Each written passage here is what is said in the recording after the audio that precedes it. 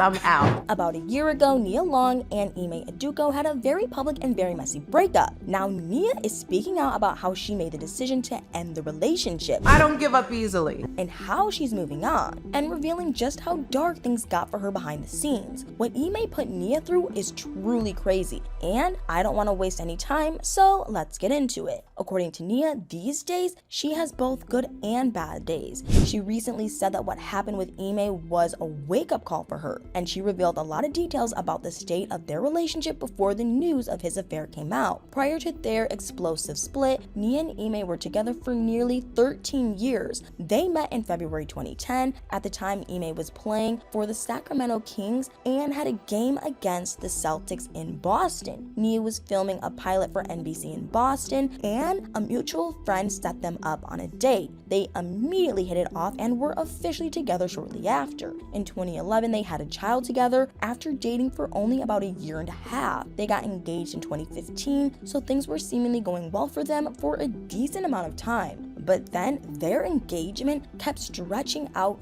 year after year without a wedding anywhere in sight, which, if you ask me, was the first sign that there was trouble brewing for them. I mean, sure, lots of people have long engagements, but after 5, 6, 7 years, you start to wonder if there's something wrong behind the scenes. In mid to late 2022, those potential behind the scenes problems became fully realized, publicly known problems. At the time, Ime was no longer an NBA player. He was an NBA coach. He was at the helm of the Boston Celtics when everything suddenly came crashing down for him and Nia. News broke in September 2022 that Ime had been having an affair with a member of the Celtics staff. While the relationship was consensual, the staff member was Ime's subordinate, so the relationship was in violation of team rules. I mean, it would be in violation of most workplace rules. Ime was suspended by the Celtics for an entire season, but even if the affair didn't ruin his tenure with the Celtics, which it essentially did, it definitely ruined his relationship with Nia. Nia suddenly found her name all over headlines and social media discussions. Getting cheated on is awful enough for anyone, but imagine getting cheated on and then having pretty much the entire sports-loving community talk about it for months afterward.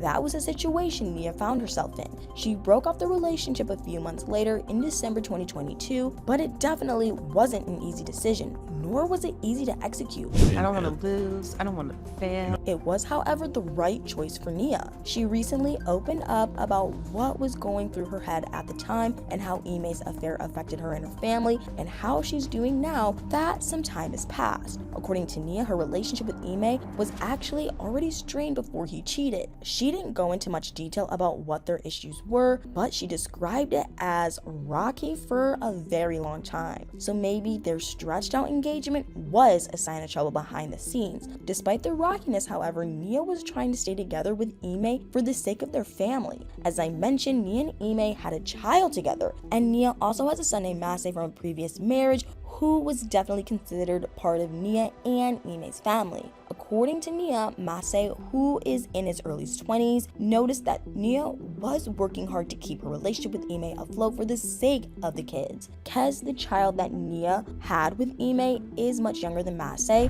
so he might not have been aware of Nia's efforts, but I imagine he could still tell that things weren't great between his parents. I respect Nia for trying so hard to fix things with Ime. It's clear that she cares about her kids and is willing to do everything she can to make a good life for them. However, you can only stay in a broken relationship for so long before it becomes clear that the other person isn't going to meet you halfway. Nia tried and tried, but she and Ime couldn't find a way to make it work, which became super clear to Nia when news broke of the affair. When that happened, she knew it was time to leave. As she described it, she realized that she had to love herself first before she could create a better situation for anyone else. And part of loving herself was not to subject herself to staying in a bad relationship with an unfaithful partner. She called the affair and the following breakup a wake-up call for her. She became very aware that she had to rely fully on herself and her own beliefs. She said that she couldn't worry at all about what other people thought or said about her personal business. In a way, the breakup was empowering to her. She learned to trust herself, and she did what she had to do to take care of herself regardless of how uncomfortable and difficult it was. This isn't to say that things feel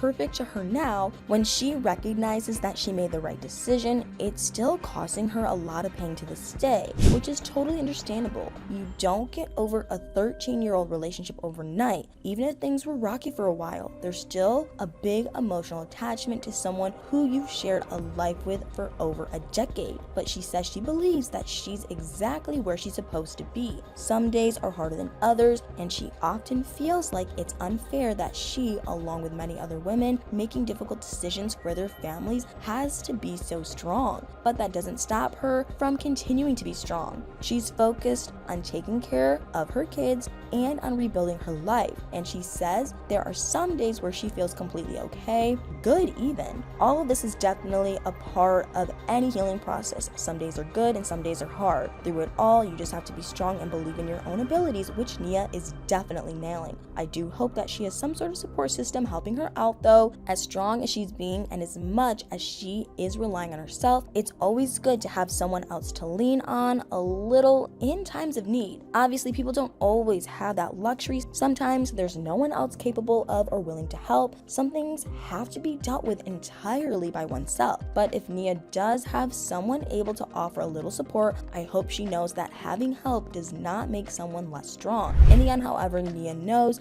best what's right for her and her kids, and she's clearly demonstrated that she will do the best thing. She fought for the relationship until it became clear that it couldn't be saved, and then she gracefully ended things, and now she's focusing on the right things, herself and her kids, rather than the wrong things like the public opinion on the situation. But anyway, I would love to hear all of your thoughts on this. Can you believe what Ime put Nia and their kids through? Has Nia been making the right decisions? Are you impressed with how she handled everything? Let me know in the comments below.